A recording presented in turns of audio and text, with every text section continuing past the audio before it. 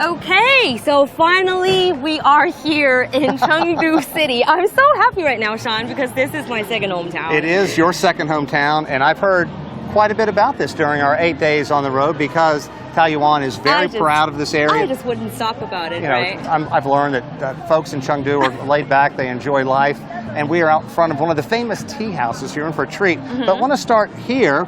We have met a new friend here, and she's making candy painting. Candy painting. Why don't you see if we can, So, you know what, I'll buy you a piece of candy. Okay, since you, sure.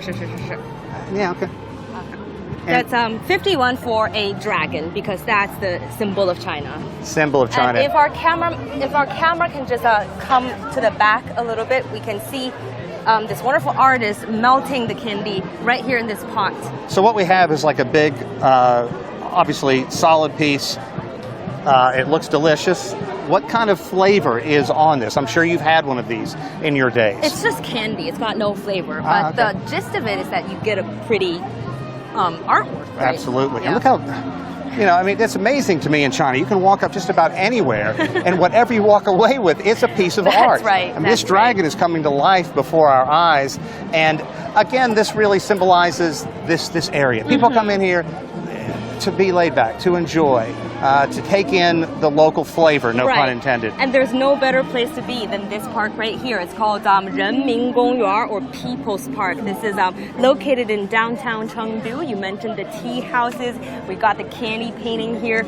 It's just you get a little flavor of everything here in this very park. Right, and as we came in earlier, right when we got here, in fact, there they go now, a large U.S. group came through the area, and we were trying to find out, hey, where are you from? The best we got was New York. What do you think? What do you think? And the answer was... It's awesome! not terribly verbose, but you do kind of get the flavor. Let's go back over to this candy painting while they take care of some of the rubbish. And right now, can we bring in our first guest, because he can tell us everything about Chengdu culture right here. Okay, we got we got Professor Wen Junjie. He's an associate professor with hotel management and international tourism school at Sichuan University, which is a local university here in Chengdu, but one of the best in the whole country. Welcome to the show, Mr. Wen. My pleasure. Tell us a little about this candy painting and what this artist is trying to do here. Well, if the camera can go from here, so you can see the candy is actually melting from a stove here, and the lady here, she's actually drawing what I think you can guess what it is, the symbol of China. It's already taking shape. Yes, it's a dragon. Okay. It looks so complicated.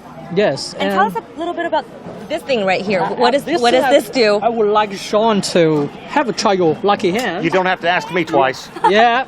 Okay. Okay, so you can see different symbols and pictures here, and actually the arrow, where the arrow starts, and you get the same thing that the artist will paint. Dragonfly. But the dragon is the best, right? Yes. yeah. A little bit. Yeah. There we go. Yeah. And now we are home.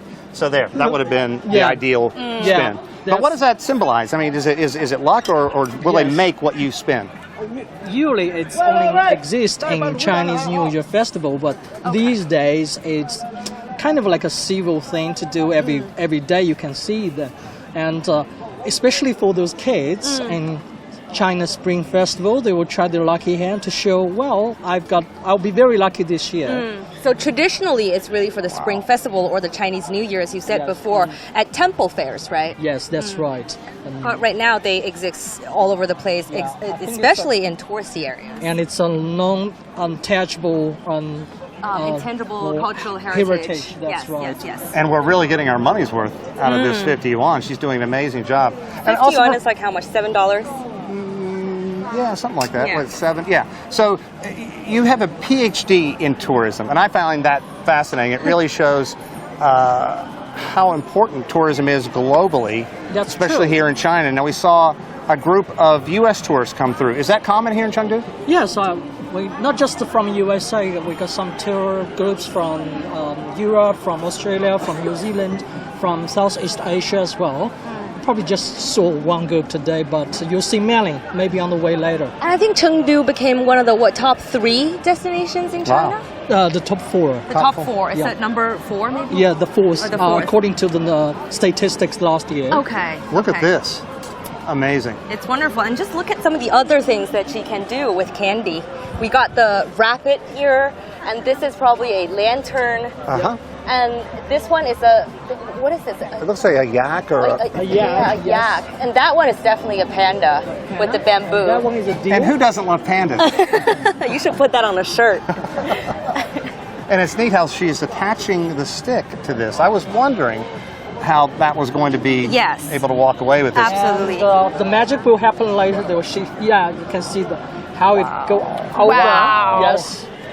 So like I said before, it's a piece of artwork, right? But if you really want to eat it, this is probably something really that's for more kids. practical to go with. Right, if right, you right. really want to eat the candy. Oh, look, she's adding some accoutrement to the dragon as well. Is that a what's Is that a claw? What is that? 你好，这个现在加上去的这个是什么？就是龙头嘛，那个是龙头。 Oh, this is the dragon's head. Oh, Dragon's head. Yeah. oh, so it's swooping down. Make it three Wait for it to dry. And now you have become the mother of dragons. Breaker of chains as well, maybe. Breaker of chains. And 1,000 other titles. 谢谢谢谢。How? I think it's the first time to see like a three-dimensional one. Yes, 'Cause yes. Normally, because I was born here, I normally just got a two-dimensional one. You know? Right. But she made a decoration here with the eyeball You're and right, you're right. and the pearl on the tongue. Yeah, I think we even have the tongue right Yeah. here, right? It's very delicate. Ah. Yeah. Well, I'm very afraid we'll delicate. break it. Somebody hand it to one of our talented colleagues It's yours, here. Sean. Which part are you gonna start eating? It's coming home with me. This baby's going to be decoration. So there we go. Okay, but we were just saying, Mr. Wen, Professor Wen, you went to school in Australia, right? Yes, If I yes. remember correctly. Yes, I finished my PhD in James Cook University in Australia. Right, and that's the thing about Chengdu people. They always come back.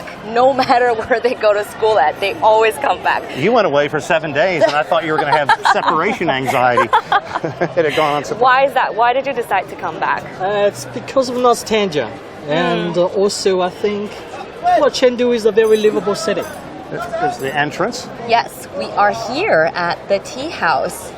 And let's But- talk about what makes a tea house special, because if you're, in London or anywhere else, you think it's just a place to go in and grab a quick cup of tea and get out. Just the opposite here.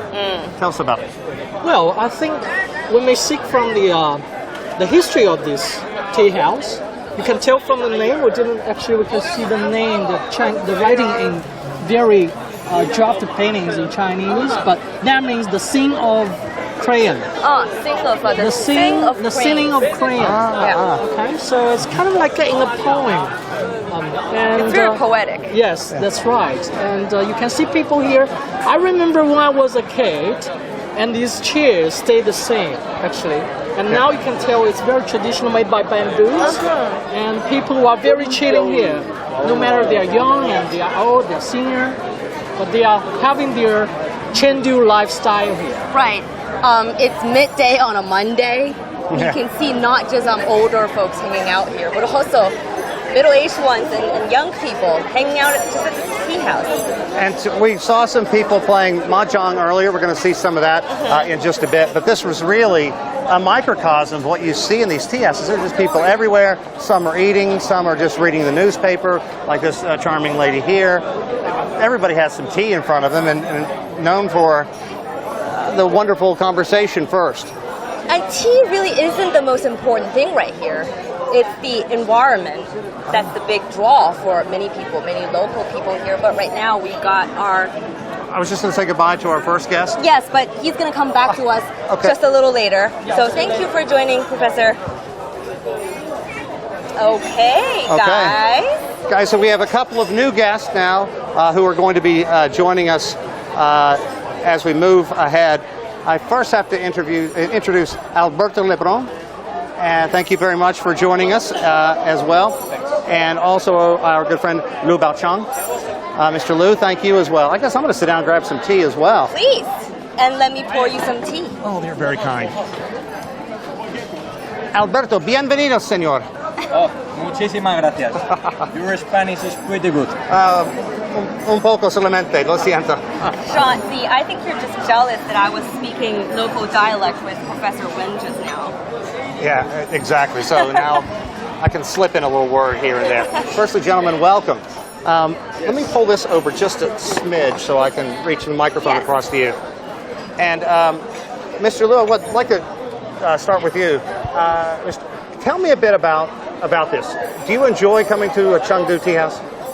Absolutely. I like it so much because I've been here many times, and each time you really have a new comfort level. One is that you have better understanding and you come to enjoy life. Actually, the older I grow, the more I really like it because, you know, such a leisure time, people are friendly and with nice tea, with all the delicacy.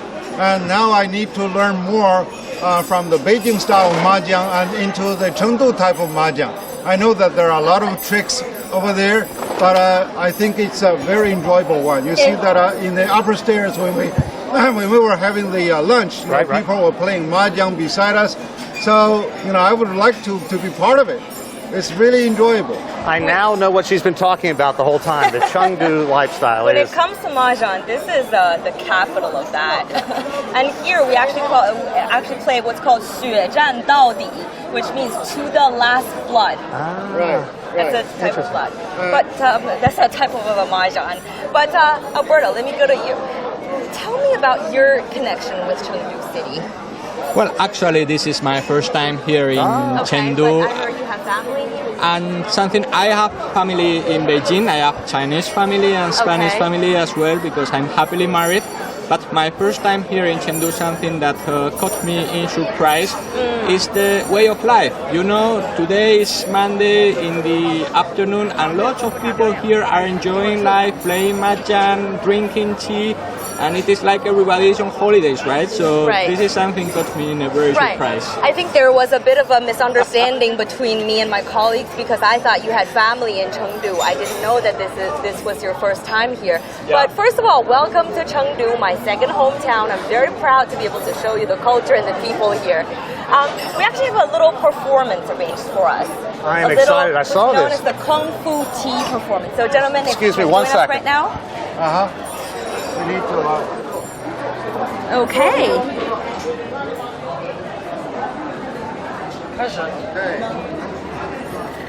Have you seen this before? Yes, many times. So is it going to be wonderful? It's going to be scary for a first timer. Jeez. Okay, I'm going to step back one little bit. That makes me sense.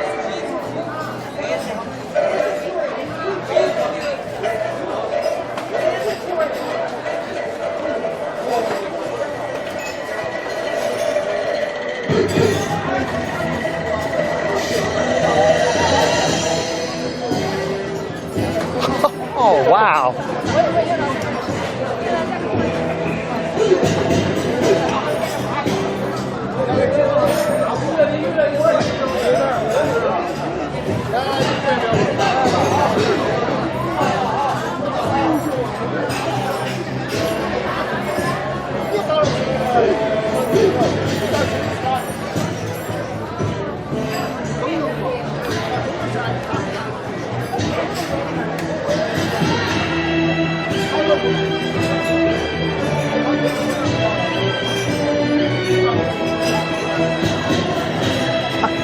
That is really impressive.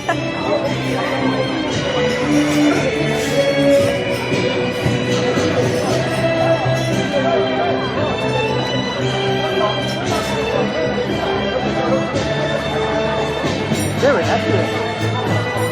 He's good.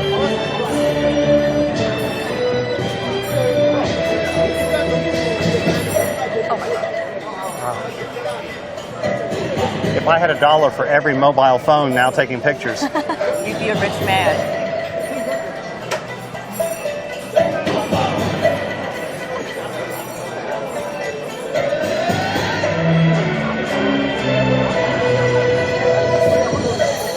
A feast even for the local people, right? Absolutely.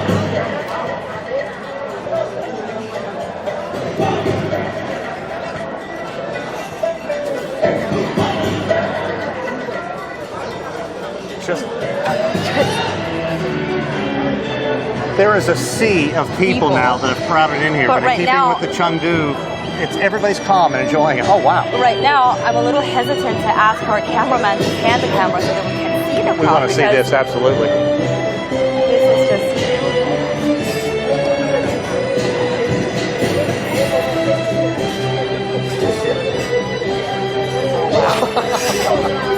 It's got a flair for the dramatic.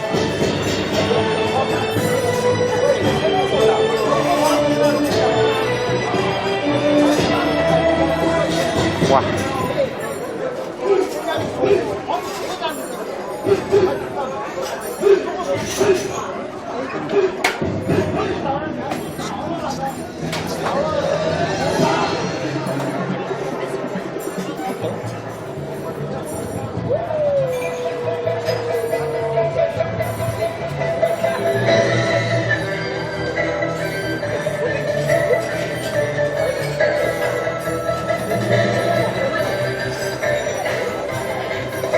Wow, this is really amazing.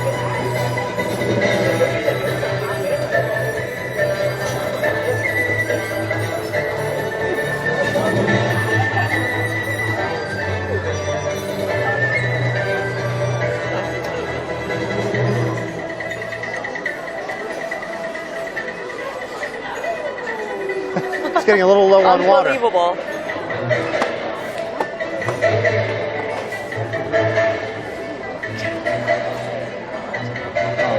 Wow.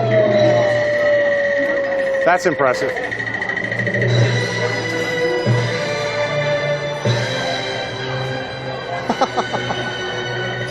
Years of training. Absolutely. Years of training. Oh, Well, thank let's see if you we can so grab a much, quick Dad. word with our artist. That was Everybody. amazing. That was amazing. Sorry, if I could just have you for one more minute，能跟我们聊两句吗？现在，来，谢谢。谢谢，谢谢。That was a great performance，就表演的太精彩了。您是本地人吗？四川的。啊，So he's from this province. And how long did it take for you to master this art? 学了多长时间接触这个有5年左右时间。 ？5 years. You must have hurt yourself so many times back when you were still practicing. 以前练习的时候是不是伤过自己？有没有？就是因为在以前练习的话是，也会需要花很多精力，会，不好意思啊，就是会相当于就是，它也会有武术，然后你也需要做一些基本的热身运动，还有就是，各种体能，然后就是这个东西就是可能看起来会比较简单，但是你。就是有的东西就是你看起来简单，你做好就可以。Absolutely, it's quite a He workout. says it's got martial arts involved, so it takes years and years of practice. He said it might look easy. I totally disagree. It doesn't look easy. Sean, you want to give it a shot? No. I can Mr. barely Wen, drink what can you tea. tell us about this? Well, I think this is a very traditional and symbol of tea culture in China, not just in Chengdu, but Chengdu is absolutely very very famous for this art, and I really want to try the difference. Compared to the ordinary tea and the Kung Fu tea. I don't know what's the different taste because every time I only saw them playing And never drank the I tea. never drank and tell the difference. 这个口感上喝起来有不一样的地方吗？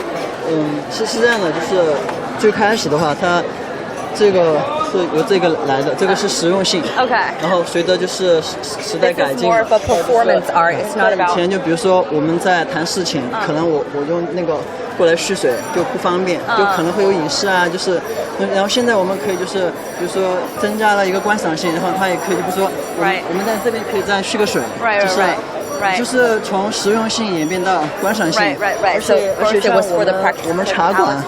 所有就是主要是以四川本地茶为主，然后就是一些比较有代表性的绿茶，比如说像蒙顶甘露、竹叶青，这些都是特别有名的。然后像绿茶一般的蓄水温差不多就是80度或者85度。You also have to control the water temperature. Wow, amazing art. 铜壶它是散热是最 Copper kettle. 这个是散热很快的，所以就是当你 You have to be fast because right. 时间的过渡，right. 水温会刚刚好。Thank you so much. Yes. 我们这样一个。Our colleague Sean is actually with our two bus guests here. Yes. So guys, very briefly, a takeaway message? Yeah, real quickly, your thoughts. Yes.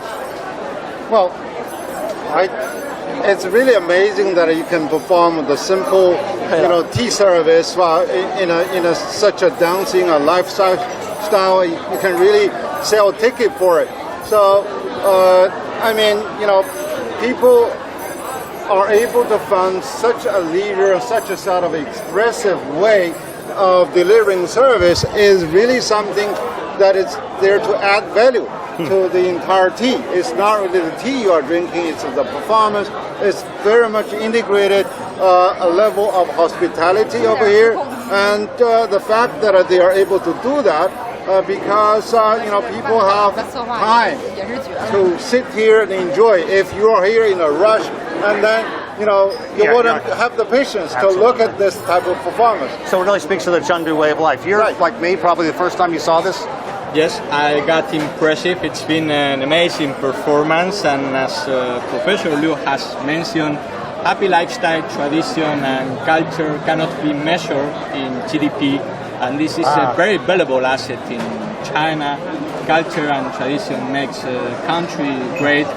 So, of course, this is a very valuable asset China has, not only in Chengdu, I hope in other provinces, of course. Wonderful. Gentlemen, I know we're going to talk to you guys a lot in the coming days, so thank you very much. Thank you for joining us. And I think that does it for that does it for us. We're going to go to Xinchen and Jonathan up in the northeast. You got a tough act to follow, guys. Let's see if you can keep up today.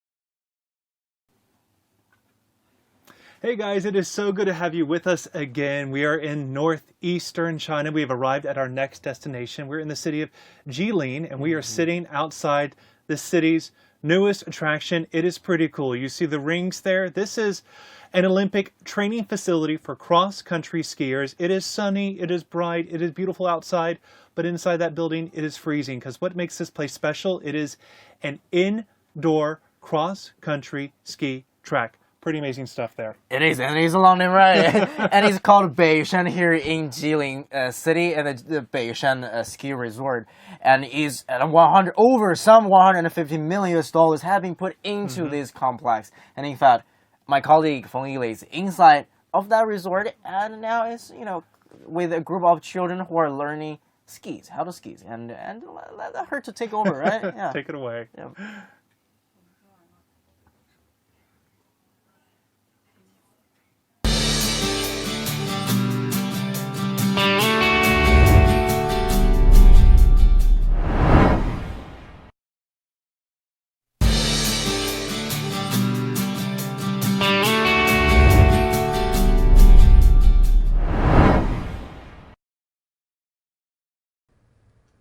Well, my dear colleagues Xinchen and Jonathan are still on the way. I've already arrived here at Jilin's all-weather cross-country ski resort to give you a first glimpse. Well, as you can see, I hope that you can somehow feel the hot weather here in the city. Although it's already late autumn, but I can tell you the temperature outdoor is about 17 degrees centigrade. But after that, we are going to move into the indoor snow cave to show you how our athletes are trained at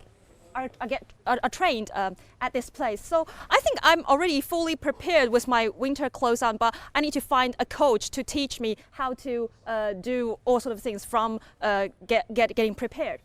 So I think the reason that they choose me to do this very challenging task is because I'm completely a beginner of skiing, because I was born and raised basically in southern China.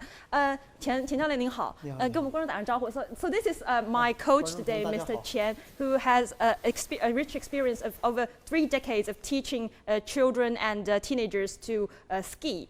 那作为一个滑雪教练出现，今天就得请您来教我这个滑雪基本的一些这个技巧了，然后以及给我们介绍一下整个的这样一个Okay, so the first step, of course, is to put on my ski wear. So even with my winter jacket on, it's still probably too cold to do the training. 那我穿这种厚的衣服，我们接下来要进到的这个场馆大概是一个什么样的一个温度呀？里边恒温零下6度。So it will be -6 degrees centigrade indoor. 那我们现在 As I said, it's about it's over 15 degrees outdoor. So I can tell you, I'm almost sweating in this down jacket. But behind this door, we're getting into what they call the snow cave. 那这个雪洞跟我们普通经常见到的这个滑雪的雪道到底有什么样的不同呀？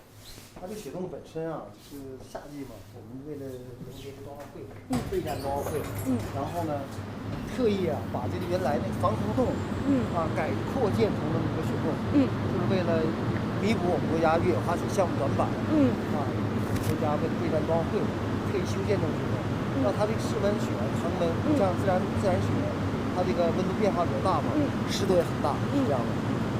So basically, this venue is built for the training of our national team of cross-country skiing. The reason of establishing this place is to provide a space for them to train their skills, as its name suggests, all season. So in the past years, during summertime, even in Jilin province, is a place famous for its rich ice and snow, or you can say winter recreational resources. It's still impossible for them to train during summertime, but now it's literally like all weather, all season venue. 那么这个区域现在就是我们运动员滑行区域，这雪道。那 And 现在雪质都是粉质雪。What we 行，我给我们的观众介绍一下。So if we look down, what we are working on is a ski trail, and as you can see, this man-made snow, they are all powdery. 粉状的雪是吧？都是粉状雪。And the temperature here inside this snow cave remains at about -7 degrees. 这种雪质啊，滑起来非常快，滑雪速度非常快。平时在外面啊，天然雪和在外面室外雪温度很低的情况下，那个雪是很刺的。但这种雪在恒温下，很刺的，就是说没有那么粉，是吧？不是，就没那么快，没那么快。就您刚才说雪没有那么是对，这就很刺嘛，就是滑行起来没有那么快。但是呢，这种雪它进行冰状了，它粉状冰状9和6的结合物，滑雪非常快，速度非常快。所以这样的像国家队运动员前2天搞的比赛嘛，都完成了一圈啊，都在2分30几秒。行，那我先把前半部分给我们观众介绍一下。So basically, this high quality snow is even better than the natural snows because it provides a better condition for the athletes to ski at a higher speed. So 您刚才说上一次那个比赛是一个什么样的一个比赛？上次就是一个全国性的吊赛，全国比赛。是在上个月吗？就这月10号到13号。So early this month, this venue just held a national ski competition, and the time that they finish each round is about 就是每一圈大概达到2分半左右吧。About 2 minutes and a half. 那整个的这个赛道有多长呀？1.3公里。And the entire trail is about 1.3 kilometers long. 正常来讲，如果在室外的话，这个那种非常干冷的条件下，这个程是滑不来的。因为这个雪质本来就快嘛，所以说在场内能滑出一个成绩。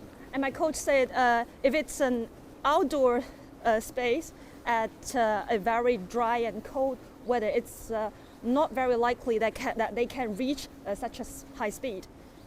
And I can tell you from what I can feel while working on the trail is that it's really slippery. So I can imagine after I put on the skis that how fast I can be. 原本啊，这个雪水动本身啊，就是它有这么几项功能。像这个越野滑雪可以在这训练。另外我们国家有现代冬季2项队伍。就滑雪和射击结合那个，就说滑雪射击就可以。滑雪和射就不只是这个越野滑雪。对。另外它越野滑雪可以在这训练。它的越野滑雪训练部分有点行。So one thing need to be mentioned is that this place not only provide a space for the athletes to train their cross-country skiing skills, but it also offers athletes measuring in shooting. 还有我们现在这个北欧2项，它全程北欧2项，这个项目就滑雪和跳台相结合，这个越野滑雪这部分。对，我刚才有一个问题还没有就是来得及问您，就是我们一般就是说叫这个越野滑雪，它跟这个高山滑雪，它的区别在它的不是它的区别，就是说您刚才也说到是我们的这个弱项嘛，就是它在这边主要训练的是哪些技巧？我先给我们观众解释一下这个问题。So I'm going to ask Mr. Qian about what specific skills they are going to learn here, because cross-country skiing is very much different from alpine skiing. So I would like to know what specific skill and what particular techniques these athletes need to master here in this venue. And here we can see a squad of young athletes. 这个就是我们的这个运动员，是吧？小运动员。对。他们大概平均年龄在多大呀？大约在14岁左右吧，14周岁左右，差不多。And they are about they're about 14 years old in average. 严格说啊，现在这个国家健美水平呢，它主要是短板短在哪儿？我们国家每年雪期比较短，每年都是利用把这个健队员送到国外训练。可是现在我们在国内可以解决这个专项体能的训练，包括专项能力的提高，特别是对于运动员的专项力量提高，我们在有这个雪洞以后啊，起到一个非常关键的作用。所以在短板主要在这儿。So he said this place really plays a very important role in training our national athletes, because in our country we only have a very short period of time to train those athletes because of the short winter time. So in the old days they usually send those athletes, those very skillful athletes, to foreign countries to improve their skills, but now they have longer time to prepare them and improve their strengths and skills. 那我们现在就简单的来教一下我大概这样的一个。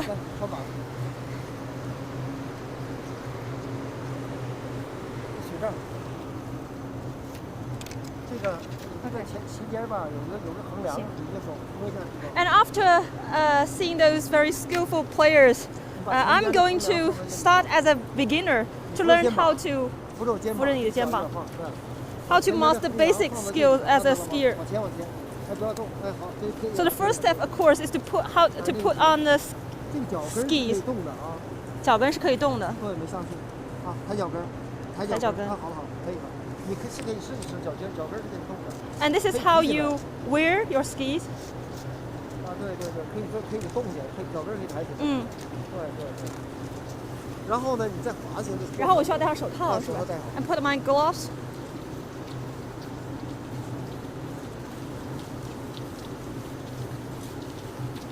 And hold the pole.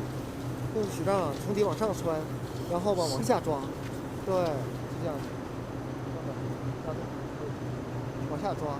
你可以先试行走。是行走。对，像走路一样，像走路一样。啊。And after that, as a beginner, the first thing you need to manage is to walk on the skis. 我们每一次我们这课啊，是一个体验课哈。每次运动员在刚开始接触项目的时候，我们在雪地行走大约3到4个课时。3到4个课时大概就是说是多长时间，多少小时？大约差不多得接近6个小时。6个小时。对。但这个还是针对运动员来说，就是说新招进来的运动员。对。So for fresh athletes that have just been enrolled, it even will take them about 6 hours to learn how to walk on their skis. 撑一撑。哎呀。保持平行。OK。如果内八字的时候它会打仗，外八字的时候会分开，会劈开。行。所以说吧，你要保这两个板平行，然后吧，双杖可以同时推进。行。这个技术要同时推进。同时推进。这个现在正好走路这个叫做交替啊。So this is what they call a cross step. But it is not actually as easy as you imagine it will be, because the trick is you have to keep the two skis parallel. 一点点的挪离脚板的右脚跟。这样是吧？对，要如果往那个方向去吧，先挪离脚板的右脚往上跟。这样，然后右脚往上跟。对，再挪再跟，这样的。And when you need to turn, you have to move the left feet first, and then the right. 对，再窄一点，中间不能超过15分。Okay. 慢点走。And I should keep the two skis about 10 centimeters away from each other. 哦，这确实很滑，还得转。对，左脚挪，右脚跟，往右边转弯，从右脚挪，左脚跟，就跟靠着一个，太跟。So my right feet should follow the other one. 另外呢，就可以尝试着双杖推进。Okay. 对。And my coach said I can. 再来一下，两只脚子，两只板子要平行。对。I can try to speed up with the pose. 确实有点难啊，这个。再来。我现在就觉得不难想象，就是说这个对他们这个初级运动员来说也需要6个小时。非常累，因为这个体能消耗特别大。本来这个室内温度很寒冷啊，然后再加上体能消耗大。It is indeed really very tiring. 成年运动员最长完成50公里的滑行距离，1年。不是1年，是一次比赛。一次比赛。对，一次比赛。So during one competition, even an adult athletes need to cover a race length of about 50 kilometers. 那我们了解到，在这边，在这个雪场开建设完成以后，您在这个招生这边也是好像获得了很多的这样一个改善，能给我们介绍一下吗？所谓的新雪楼台嘛，由于现在雪洞在进行式，我们现在进行式的市民啊，包括各个学校的孩子，对这个雪洞啊都有一定认知了，然后他对滑雪了解啊，也逐渐都在这个加深，所以说啊，就说对普通人来说也是一个推动，是吗？对。特别是对学校一点学校的校园的普及活动啊，它起到一个非常好的作用。So it's not only beneficial for the professional skiers, but they also promote the sports on ice and snow to local residents. So my coach said after the construction of this venue, now he gets more and more young skiers enrolled to his team. 那我们可以找一个小运动员，简单跟他们聊聊吗？可以。他们在这儿训练多长时间了呀？他们训练大约雪龄一般都在2年左右的时间。2年左右了，他们差不多已经达到一个中级的阶段了，是吗？应该是。对，现在是中级水平。哦，难怪这么熟练。对。And those skillful teenagers we just saw, they've already reached an intermediate level of skiing, and most of them have 2 years of experience of skiing. And I'm going to talk to one of them about why they chose this sport and what they think about it.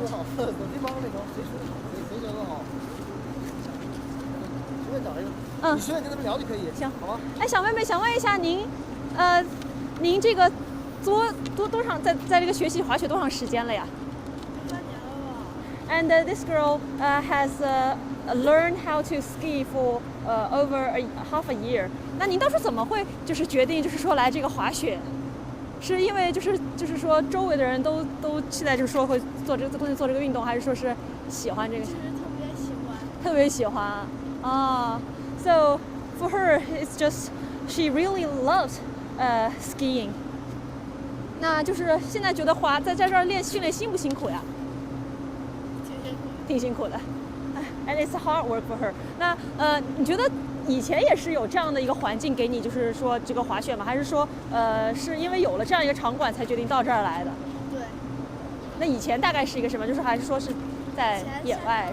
滑不了雪，只能都凉。啊 and she said it's only after this place was built that she was given this chance to ski even in summertime. 好，谢谢。那你们你们继续。Okay, so this place is not the only venue that is under construction. Actually, there are many of them being built and expanded as China gears up for the upcoming 2022 Winter Olympics in Beijing and Zhangjiakou. And for me, honestly, it's really a tiring experience. So I think later my colleague Xu Xingchen and Jonathan will give you more details of technical details of how they built this place to provide a appropriate condition. But now I think what I really need is a cup of hot tea from my colleagues from Southwest, my colleague Sean Calebs and Tao Yuan.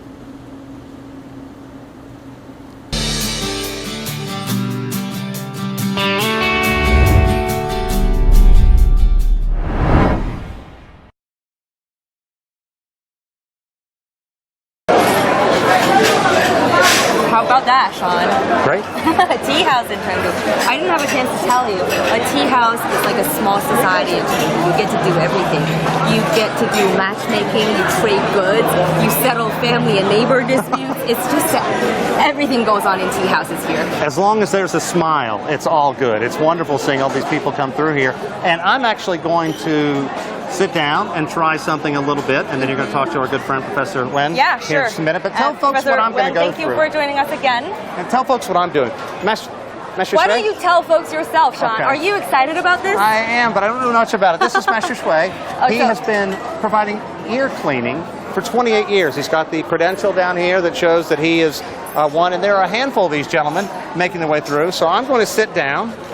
Usually this costs about 30 yuan, and I'm going to have my good friend Tao Yuan pay for my little session here. It's definitely one thing to try while you're in Chengdu. So this is local. He gets a little cotton and puts it on the end of them. Cotton, and he's spraying alcohol to the tools to clean them first. Okay. And then pretty soon, Sean, I guarantee you're going to be blown away. Okay. Okay, so Professor Wen, tell us a little bit about ear picking. Well, this is very Chengdu. I would like to say the word because you don't see these things other than Chengdu, any other cities in China. Right. And there are many steps. You can tell the how many tools the master Xu he holding in his hand. That different tools, they have different functions there. And I think this one will start with is I don't know what, but that will normally make people comfortable in this ear cleaning because this ear cleaning skill I think is very skill required, and those masters must have trained for years for this. Right. And this is the culture of Chengdu in the tea house. People not just drinking the tea around the table, but they also ask someone to clean their ears while they are chatting and they're having the social networks with their friends. And this is a very comfortable process. You can tell from the smile of Sean that he's Sean, give us a sound bite. Oh, wow. This is about what I expected. It borders on tickling and being a little scared about how this feels, but it doesn't hurt at all. It's just different. I'm really curious what it's going to be like when I'm all done. Just ease your mind and enjoy the comfortable sense. Get the Chengdu way of life. Can you just hold the mic yourself? Absolutely. Because I do want to take a photo for Sean. I knew you would. I know you've been collecting your This is gonna be the photo of China today. experience photos. Well, I think we found our new item for the bus. Ear picking tools? Maybe not. What do you think, Tao Yuan? I think you look comfortable enough. Wow. Does it hurt? No, but it sounds like he's like hitting my medulla. And Master Xu, how many years have you been doing this? 您做这个有多久了？做了28年了。 Oh, so he's been at this for 28 years. You're in good hands, Sean. I'm in great hands. Don't worry. Don't you worry. I'm not. I'm curious what it's going to be like, at the end, because I've had gone to a physician and had, your ears cleaned, and for a while it just sounds like a whole new world. You also wanted to read some of the Facebook posts that we have? Oh, absolutely. We're getting information. Oh, this is a... A lot of people like this part because I think the shaking of this stick will make your ear very comfortable and a little bit itchy, but you feel it's something like very comfortable in the ear around. Yeah, and what's amazing is that, it's loud to you folks, but he had my ear completely shut, so there was no, hearing discomfort whatsoever. It's going to be worth it. Soon enough, you're going to be able to hear again. Okay. Well, let me read. We're getting some Facebook messages from around the world, and we'd love to hear from you. Cindy Ware has written about the show. Pretty good. This is enjoying this very much. It is like seeing the window to the world, around the world. Very nice. And again, tell us where you are and if you're enjoying it or if you'd like to see something different. Jack Xiang, I want to live in the happiest city in China, which of course is Yuan's home. And then Charles Acedo Poku wrote, our next home is the beautiful city of Chengdu. It's so lovely. The city of the panda. Nice comments. I forgot to mention pandas. Yes, this is like when I was telling you yesterday, when you get on a cab here in Chengdu, the first thing you hear is, welcome to Chengdu, the home of pandas and land of abundance. How's that? Sean, can I just say, you totally look like a Chengdu local right now, having your ear picked and reading on your phone. And had some tea earlier and some spicy dumplings. Look like the panda on the chair. Yeah, just roll around like those adolescent pandas we saw yesterday. Just give me some food and let me get fat. What do you think of this, Professor Wen? Are you? It's fascinating to get to describe the thing that you've spent your life studying.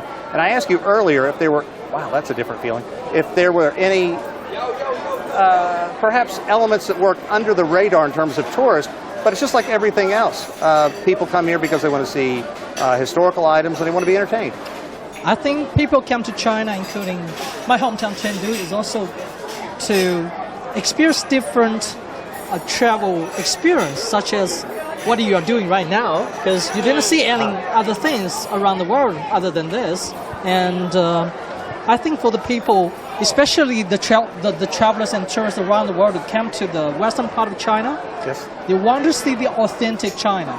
Because the eastern coast is a little bit modernized or westernized, but I think the authenticity of China's beauty is located in the western part of China. Definitely. And to those of you out there who's watching us, Chengdu welcomes you. The best city in the world welcomes you. Yes, the city of leisure, the most livable city in China, welcomes you. Okay, so that does it for us. Let's toss back to Lindy and Chengxi in the southeast. Guys? Okay.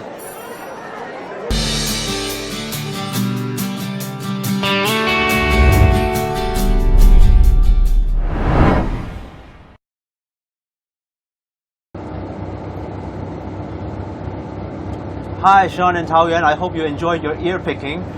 We are here at Hengdian World Studio, and if you look at our surroundings, many of our viewers might have already guessed what this place is made to look like. Now, this is a replica of the Forbidden City in Beijing. Now, this place construction started in 1998, and it took 7 years to finish construction.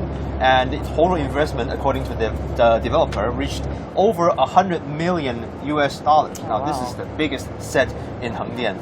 It not only includes all of these royal buildings, it includes like homes of the emperor and empress, and then surrounding forests and alleyways for normal people. And but except for the fact that this tenement building is 20% smaller than the original one in Beijing. Interesting.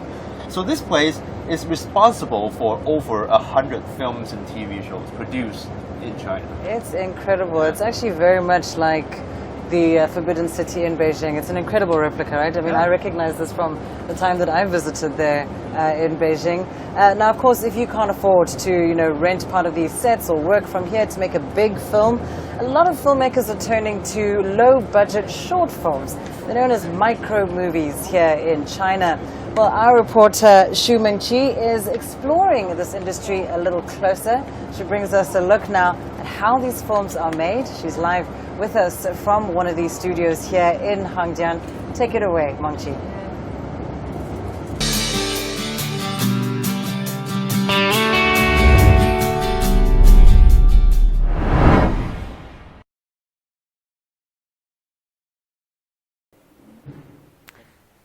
Hi guys, I'm now in Hengdian, one of the biggest spaces for film productions in China. And also, it is a popular tourist destination. And where I'm now at, actually, this section is in particular a favorite of tourists because it's where they can come to experience the fun of acting and have a short film made about themselves, I mean, like featuring them, right? And, you know, when speaking of Chinese cinema, like kung fu hideouts or royal palaces often come to mind. And where this place is, you know, it's kind of like a resting space, but it's reminiscent of a classic scene from a 1987 martial arts movie, 龙门客栈, which can be literally translated into Dragon Gate Inn. You know, it was such a classic that the movie was remade twice afterwards. And I don't know about you guys. I mean, when we talk about martial arts, I'm going to sit for a while.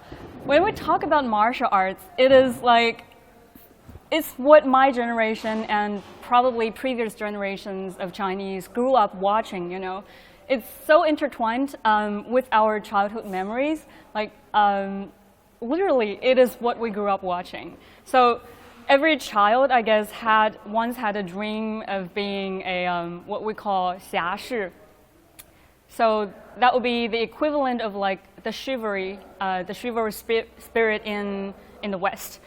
Someone who helps the poor, you know, who stands up for the underprivileged and fights for social justice. And you know what? That's what I'm going to play today. And as I said, this area is where tourists come to experience acting, and so today I'm gonna dress up, and I'm gonna dress up as a female kung fu master, you know, who is in Chinese a 女侠, right? Who protects the underprivileged in the society, and through the process I will show you like how films are made. At a very basic level, right? Hello, 你好. Obviously, you can see this is like a space where you could get makeup, you know, and also there are loads of costumes to choose from. Let's just maybe randomly walk through it and have a look. 这些都是什么样的朝代的服装？清宫的。Okay, so these are like all costumes from Qing Dynasty. 这是贵妃。So this is like for a concubine. Oh my God, the colors, they're so rich. Okay. 这些都是吗? Like all of these? 对，这是小孩的，然后这边是大人的。This is for a kid. 是小阿哥。阿哥。Okay, so this is for a little prince. Quite cute. You notice the colors, you know, they're all very colorful. All right, I'm gonna choose one for my role play today. 我一会儿也要挑一个服装，然后。那你穿这边先下来。就我因为是想体验一下外面那个威亚。吊威亚是吧？ So I'm just telling the staff here that 你要不转过来面线一下观众。Right. So I was just telling her, asking for her advice for choosing the right costume because I'm going to play a flying kung fu master. So I'll be hanging in wires, you know, putting on the harness and check that out. 对，您给我推荐一个吧。So I'm asking for a recommendation. 这个吗？This one. So. Okay. What do you guys think? It's pretty like fairy-like, which is typically not my style, but I don't know. I'll give it a try. Okay. 那我们就拿这个吧。这边是一个化妆的地方是吗？那要不简单画一点。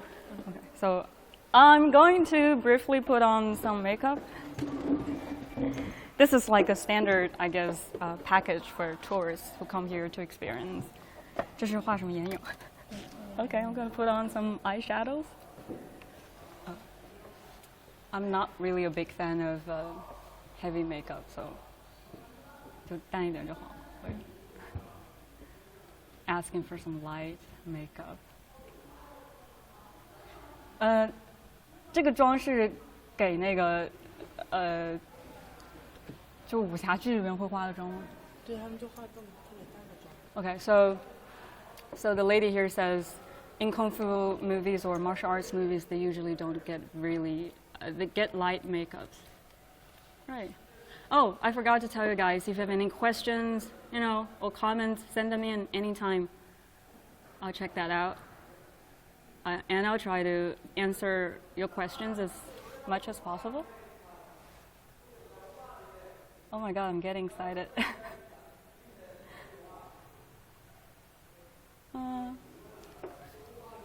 Can you notice? 那就这样吧，其他妆不关系。对，我自己有一点底妆。I've actually put on some foundation this morning already, so I guess. All right. Okay. So now let's get down to business. 你好. And see, this is where the flying stunt is on display, and I'll be showing you how a flying stunt is done. These guys are, so 1, 2, 3, 3 of them are already, preparing for my big showcase today. Sending any questions, guys? Right, I was told that 这个应该是要先穿上这个是吧？对，先穿个雅衣。Okay. So I have to put on this first, and then the costume you saw earlier. My phone is here, so, don't forget to send questions or comments. All right, so this is how they put on this. Oh my God. Okay, so,那要不然手机拿着。All right, I have to leave my phone aside. Hold on. Oh my God. 这个安全吗？安全，这个绝对安全。 Just double confirming the safety, Okay, it's not like very tight, but it's tight enough, I guess. 西服。先穿西服。Okay, hold on. Let me just showcase my new gear. And this is what people have to put on first when they are doing the flying stunt. This is the harness. And then what they will do is to hook this to this thing, I guess. Okay. All right. I'm finally going to be flying. Like what we saw in the childhood martial arts films and TV dramas. Okay, I'm feeling good. All right. And now I'm going to put on this fairy-like costume. Getting the premium treatment here, guys. Oh my God. Oh, watch out for the mic. 这个是什么朝代的服装? Like what kind of dynasty is this for? 汉服嘛，唐宋啊那个。到底是仙侠还是 So this is for fantasy. The fantasy kind of genre. Notice how complicated this is. One layer after another. And this guy here is saying it's from the Han Dynasty. I guess it does look kind of similar. 这有个洞. There's a hole here. 我们要穿威亚线。And this is where they're gonna put the string, the rope through. Remember the gear I had inside, like underneath this fairy costume? This is already the 4th layer I'm putting on, guys. Check that out. Okay.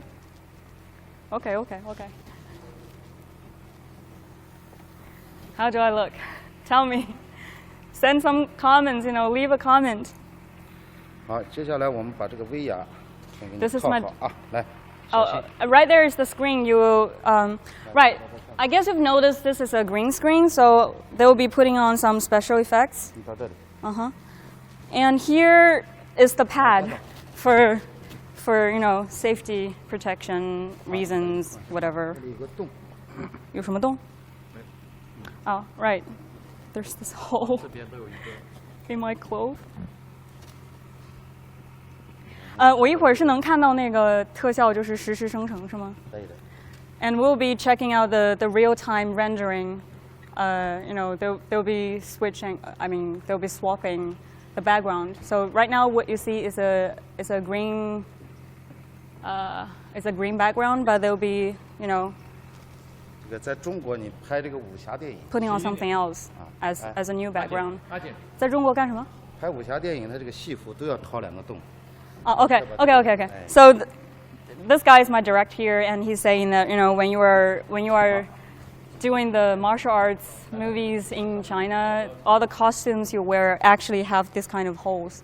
You guys saw that. Oh, right there is my sword. I'm gonna be a swordswoman today. 那是我的剑吗？ 等一下啊，有一把长的，我再给你准备要短的，你看你用哪个？ Okay, so they have a short sword and a long one. 用长的还是短的？哪个好看一点? Which one looks better? 哪个顺手？ Which one looks better? This is heavier. This is lighter. Although they are all plastic. It doesn't look like though, right? Okay, 我拿这个短的吧. I'll take this short one. Okay. Honestly, I had a few practice before this live stream because, I don't want to make a fool of myself. So check that out, see whether I can do it well. 哎，你再往后几步。 Okay. 好，出画了吗？ Back up. Hold on. 我要做什么？我要怎么做？稍等啊，在画面里吗？那往前2步。 Okay, they're just checking on me in the 有了吗？ picture. We'll be seeing a video later with the special 好，你 effects. 接下来啊，这个衣服先放下来， Uh-huh. 啊，跟我学个动作啊。 Hold on. Just checking my mic is okay. Okay. 你看这个拿手的剑啊，跟我同步做。哎这是 Okay, 一 so this is my moves today. Uh-huh. 打高一点，手指上。这个是要在后面是吗？这个在后面。 This is okay in the back. 来，高一点点，一点点啊，把这个拉紧。好，你先转个圈。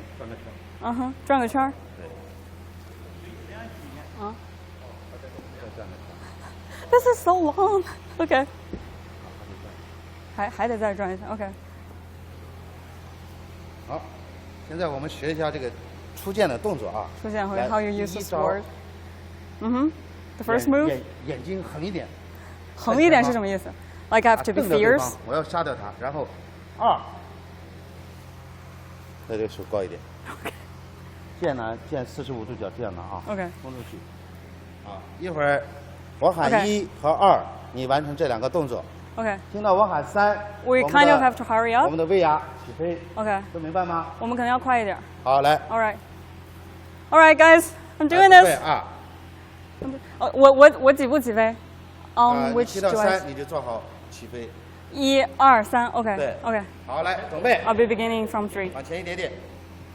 好。 Okay, there you go. 威亚紧一点。好，来准备。 Okay, ready. 1、2、3。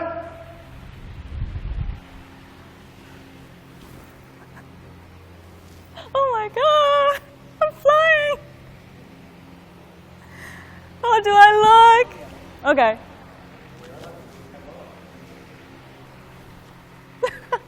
I'm actually just, circling around here. Okay. 还要再飞一下吗? Okay, let's do it one more time. Let's do it one more time. 再来一次。你在干什么? Why are you doing this? 预备。 Okay. 不要升太高，要落下来不是难吗？不用，就这样了。Okay, ready? I'm doing this again. Oh, I'm losing my target. I lost my target. All right, guys. That's it. That's it. Okay, let's land. 让我下来吧. Let's land. So that's it. That's it. 对，那现在要摘掉吗？ 摘掉吧. All right. That's my little stunt here, but I mean, it looks, I don't know how it looks, but it was fun, you know, flying around. But I'll tell you that it's not as easy as you would think. I've actually had a few practices, as I told you already. And putting the harness on your body isn't that easy. You know, sometimes you get bruises. So a big shout out to all the stunt performers. Let's get this thing off. It's so hot. 衣服到这里脱吗？来。对对对，我自己来吧。Okay. Oh my God. This is really complicated. You could see, right?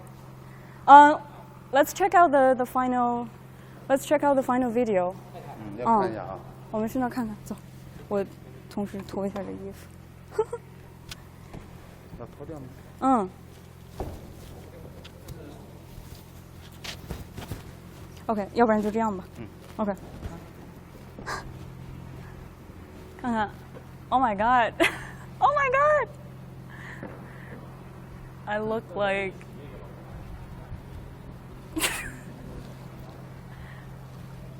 would anyone? Okay, I guess in the ancient times there are no like female with short hair. That's a clear sign that I'm from the modern times. Right. So is that? I guess yeah. That was all. I hope that was fun for you. And you know, actually, after seeing the like how the flying stunt is done, let's take a look around at the surroundings. You know, it's where we're now at is the Forbidden City. It's a replica of the real Forbidden City in Beijing. It's almost the same scale, but only a tiny bit smaller. I'm just having my cameraman showing you the surroundings while I try to get this thing off. So bear with me. All right. Finally, I'm off. I'm embracing the modern world. God, that was a complicated costume. Right. So, as I said, this is a replica of the Forbidden City. It's one of the filming lots here in Hengdian, but there are many more. There's like a realistic representation of a Song Dynasty scroll painting, Zhang Zeduan's Qingming Shanghe Tu, Qingming, like I guess it's Qingming along. I forgot the English translation. Anyways, and there's also the palace of the first emperor of China, Qin Shi Huang. Right. So, I guess what I'm trying to say is that there are just loads of studios and filming lots here in Hengdian, but the managers of this place actually told me that what they're trying to do is something much more ambitious. They're trying to build studios and lots that would represent every and each era in Chinese history. So all the way from 700 BC, you know, in the spring and autumn period, to modern day, like say 1980s when China started to reform and open up. Right, so that sounds quite ambitious. And what we just showed you is like a simple stunt, but and what Hengdian is doing is also upgrading its studios, you know, to put on more digital screens instead of while keeping all these, you know, real sets. Right. So, you know what? The first filming lot in Hengdian was actually built in 1996, and it's only 23 years on. You know, this year 2019. But it's already have built more than 100 filming lots. So the expansion in scale is just, you know, massive. It's quite incredible. And what the managers of this place say is that the expansion of such a scale is a microcosm of the development of China's TV and film industry. Because as dramas and movies flourish, there's need for more scenes, and so they continue to build to meet that need. Right, and that's all for my part, and now I pass on to my colleagues Yang Chenxi and Lindy.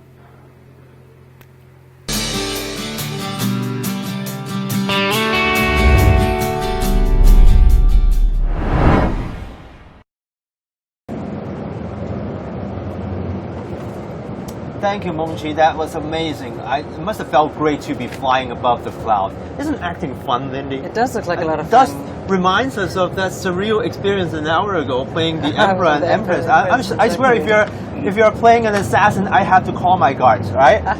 Right, Lindy, did you know that I'm a bit of a micro movie director myself? I may have heard something about that. A bit of a celeb, right? Well, I wouldn't call myself a celebrity. That would make my narcissism too obvious. Okay, now from time to time I make these things called vlogs on the video internet. blogs, right? Yeah, video Okay. blogs. So let me show you how a vlog is done. Now you take a camera as small as this, and then you press record, and then you point the camera to you, and then this is vlogging. We are vlogging right now. It's as easy as that, right? It's easy as that, and you post it on the internet, and it can be shared by hundreds of thousands of people. And this is taking off all over the world, right? Yes, Okay. yes. The most popular vloggers can make their vlogs every day and have their videos viewed by millions of people. So this is actually a trend that we're seeing in the industry, because a lot of cameras right now, consumer-grade cameras, are taking professional-looking pictures, and then you don't need a crew with you, and then there are all these internet platforms that you can post your video. You don't have to hit the big screen, and it can be shared by millions of people. This is the new era of vlog. Yes. So to talk about this new era, we're once again joined by our guest in our bus, Professor John Gong with University of International Business and Economics, and we also have Professor Lin Boqiang with Xiamen University. Thank you very much again. Now, Professor Gong, whether it is micro movie or vlogs, how big is the market for non-traditional media entertainment content in China? I don't have exact statistics, but reported it's a very large market. I think the reason behind this is because it's snackable content. These days, people's attention span is kind of small. They're not going to spend, hours and not even more than half an hour to watch something. And the way they watch it, the place where they watch it, are very different from in old days. They're not going to sit back in a living room couch and watch on big screen TV. They're watching on the go.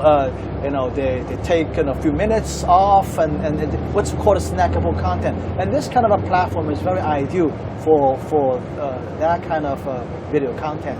So that's why I think it's really, really taking off. And I think it also has the built-in interactive features. In other words, there's some interaction between the viewers and the content creator through various platforms. The viewer can leave messages, and sometimes the maker of the video can answer these questions. So I think it represents the new trend More interaction. Exactly, yeah. Professor Lin, coming to you, you know who has been paying attention to this trend is actually the marketing and advertising industry. So now companies are looking at perhaps collaborating with these young tech-savvy directors and making films to market their products. Do you see something like that taking off here in China? Oh, certainly. You see those almost every day. In fact, the important thing for the microfilm is that it's short. It's the making period is shorter. Yeah, it's shorter. And then also the budget is low. Exactly. I don't need a big Economical. budget. Very economical. And the result for that is that any people can make one. Okay. And the audience is basically young people. We present the future trend. That's why the advertisement is particularly focused on that. It's very difficult to make money off our old one. Much easier to get it from younger generation. That is very, very and also true. that because short, Yeah. people had time to, just like Professor Gong just mentioned, had time to watch it. And it turned to a huge impact, believe it or not. You remember almost everything at 7 or 8 minutes. You don't remember the whole movie.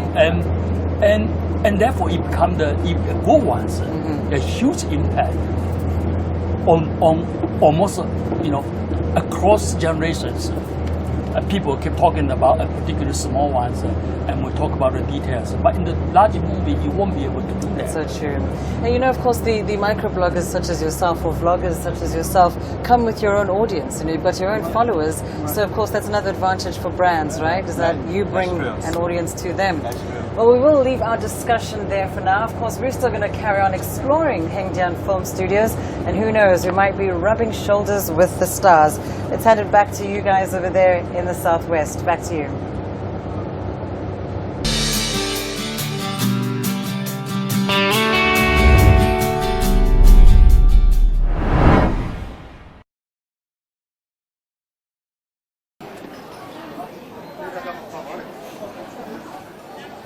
Hey guys, it's us again, still at the People's Park at Chengdu City in southwest China, Sichuan province. This is the best city This has been great. in China. I now I believe that people can come out here and spend a ton of time. We've been here for an hour and a half, and we barely made it inside. We walked for how long? 200 meters at best? Maybe. Yeah. So far, I've had my ears cleaned. We've had the candy painting, the Mother of Dragons. We'll let you try this. Nice. Wow. There goes the cloud. And a very animated game of cards just broke up right there. So they're walking away. It's typical of what goes on here. And upstairs on the second floor, we can't take you up there, but so many people up there playing mahjong. Right. Hang on here, you're making a holy mess. There you go. There we go. And we have Professor Wen here again, who's been enjoying this with us. This really is kind of a typical day, though. Yeah, it's For very Chengdu. Yeah. Do you like it? Midday on a I'm Monday, enjoying people it. would just sit here and play cards. Yes. And just have a little chat. Just take a second to take in the wonderful atmosphere here. I love You the can noise. see those senior people, they are enjoying the poker games. Yeah. Right. Have a little cigarette. Yes.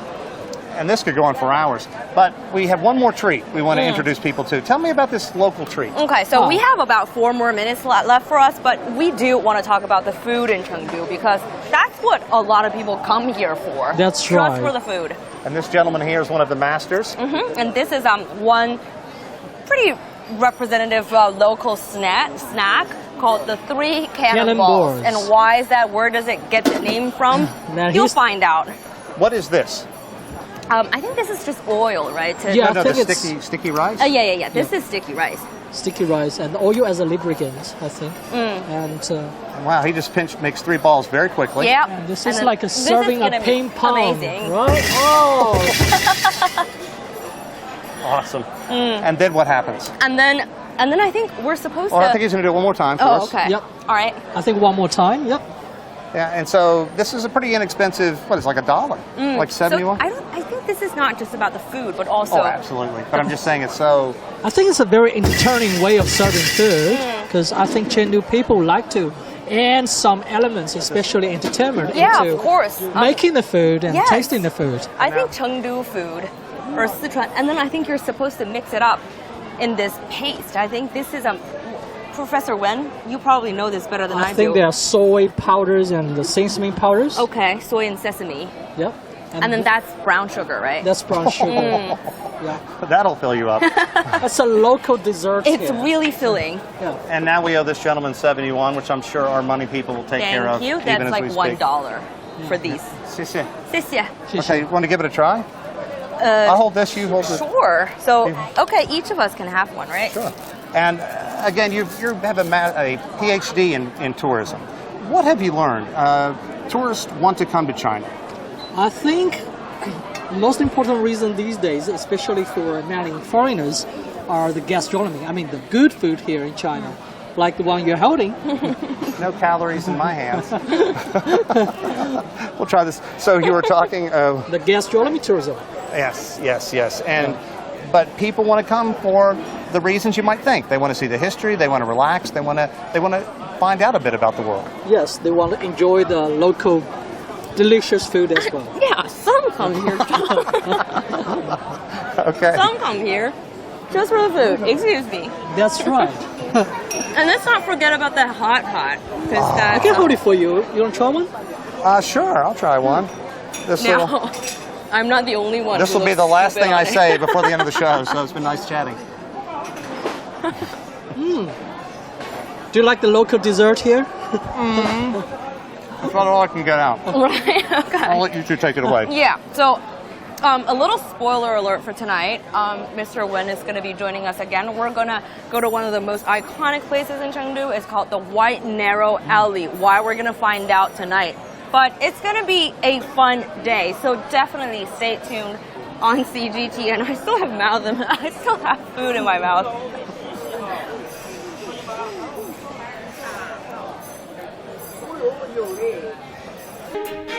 In 70 years, China has undergone unprecedented transformation. From its old industrial base in the northeast to its new manufacturing powerhouse in the southeast and to its emerging southwest. CGTN offers you a panoramic view of contemporary China. Our crews will travel along 3 different routes and come to you live from dozens of locations and free mobile studios. Join us for an all-inclusive look at China on our TV channel and digital platforms, September the 9th to the 20th. It is New China, then and now, in celebration of the 70th anniversary of the People's Republic of China, only on CGTN.